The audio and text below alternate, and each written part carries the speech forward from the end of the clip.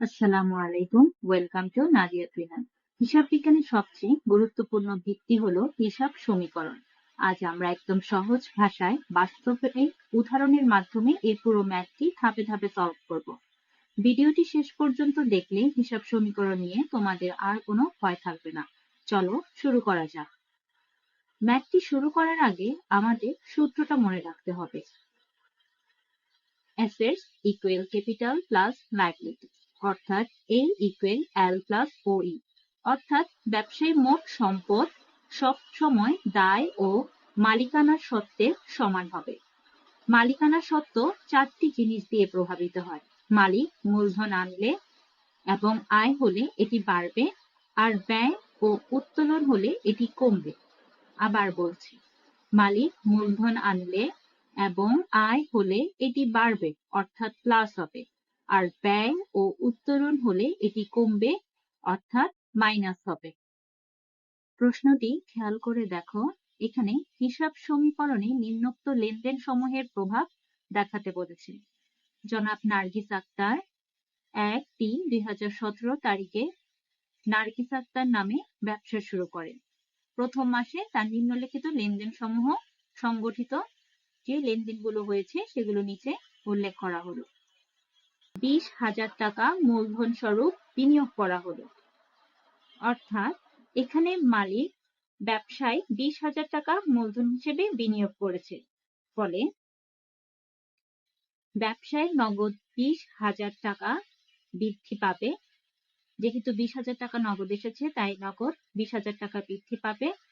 একই সাথে মালিকের মূলধনও বেড়েছে, তাই মালিকানা সত্ত্ব 20,000 টাকা বৃদ্ধি পেয়েছে।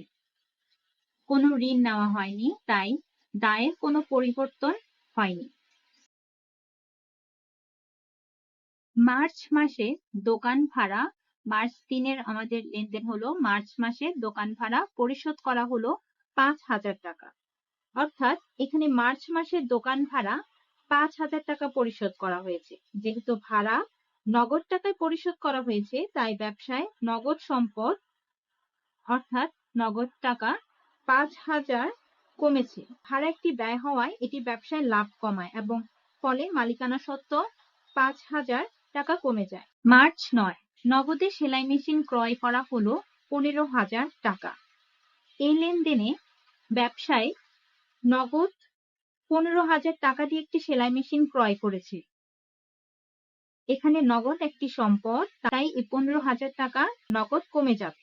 অন্যদিকে সেলাই মেশিনও একটি সম্পদ, তাই সেলাই মেশিনের ক্ষেত্রে 15,000 টাকা বাড়বে। যেহেতু একটি সম্পদ কমে অন্য একটি সম্পদ একই পরিমাণে বেড়েছে তাই মোট সম্পদের কোনো পরিবর্তন হয়নি।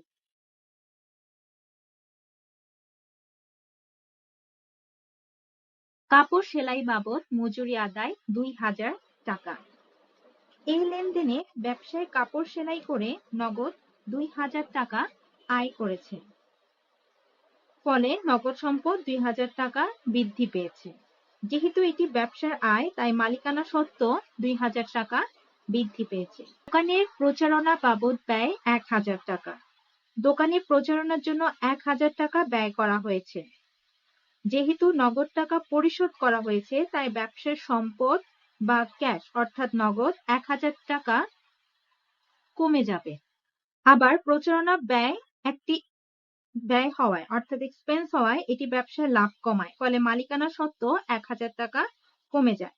গ্রাহক হতে সেলাইয়ের মজুরি বাবদ প্রাপ্য 1,500 টাকা। এখানে প্রাপ্য অর্থ রিসিভেবল, এর অর্থ হলো গ্রাহক এখনো টাকা দেয়নি, ভবিষ্যতে পাবে, তাই এটি অ্যাকাউন্টস রিসিভেবল বা প্রাপ্য হিসাব নামে একটি সম্পদ। গ্রাহক এখনো টাকা পরিশোধ করেনি তাই নগদ বাড়েনি, তবে ভবিষ্যতে পাওয়ার অধিকার সৃষ্টি হয়েছে, এজন্য প্রাপ্য হিসাব নামে সম্পদ 1,500 টাকা বৃদ্ধি পেয়েছে। একই সঙ্গে ব্যবসার সেবা আয় হওয়ায় মালিকানা সত্ত্ব 1,500 টাকা বৃদ্ধি পেয়েছে। মনে রাখবে, যদি প্রশ্নে লেখা থাকতো যদি নগদে সেলাইয়ের মজুরি গ্রহণ করা হয় তাহলে নগদে 1,500 টাকা বৃদ্ধি পেত। যেহেতু এখানে প্রাপ্য কথাটি উল্লেখ আছে তাই প্রাপ্য হিসাবে 1,500 টাকা বৃদ্ধি পাবে। সেলাই মেশিন মেরামত করা হলো 300 টাকা। এখানে সেলাই মেশিন মেরামতের জন্য ৩০০ টাকা ব্যয় হয়েছে, তাই ব্যবসায় নগদ সম্পদ ৩০০ টাকা কমে যাবে। একই সঙ্গে ব্যয় হওয়ার কারণে মালিকানা সত্ত্ব ৩০০ টাকা কমে যাবে। সেলাই মেশিনের ক্ষেত্রে যদি বলা থাকতো যে মেরামতের টাকা বাকিতে অর্থাৎ ধারে পরিশোধ করা হবে, তাহলে সম্পদ পরিবর্তন হবে না, সম্পদের এখানে পরিবর্তন হবে না। সেক্ষেত্রে দায় এখানে ৩০০ টাকা বাড়বে এবং মালিকানা সত্ত্ব ৩০০ টাকা কমবে। ২২ তারিখে বিলের অর্থ আদায় ১২০০ টাকা। আমাদের ২২ তারিখে বলা ছিল গ্রাহকের কাছ থেকে পূর্বে বাকি থাকা বিলের ১২০০ টাকা আদায় করা হয়েছে। এটা হচ্ছে মার্চ ৩০। এখানে বলা হয়েছে ২২ তারিখে বিলের অর্থ আদায় ১২০০ টাকা। ২২ তারিখে গ্রাহকের কাছ থেকে পূর্বে বাকি থাকা বিলের ১২০০ টাকায় আদায় করা হয়েছে। এতে নগদ সম্পদ ১২০০ টাকা বৃদ্ধি পেয়েছে, কিন্তু একই সঙ্গে প্রাপ্য বিল অর্থাৎ প্রাপ্য হিসাব ১২০০ টাকা হ্রাস পেয়েছে। যেহেতু উভয় সম্পদের অন্তর্ভুক্ত, তাই মোট সম্পদের কোনো পরিবর্তন হয়নি। এছাড়া দায় এবং মালিকানা সত্ত্বেও কোনো প্রভাব পড়েনি। এবার চলো আমরা দুই পাশের ব্যালেন্স যোগ করে দেখি সমীকরণ মিলল কিনা। আমাদের নগদ ১৯০০ টাকা, সেলাই মেশিন ১৫,০০০ এবং প্রাপ্য হিসাব ৩০০ টাকা যোগ করলে মোট সম্পদ হচ্ছে ১৭,২০০ টাকা। অন্যদিকে আমাদের মালিকানা সত্ত্বের ঘরেও সব যোগ বিয়োগ করে পাচ্ছি ১৭,২০০ টাকা। দেখলে তো, A ইকুয়াল E, দুই পাশ একদম সমান, তার মানে আমাদের অঙ্কটি একদম সঠিক হয়েছে।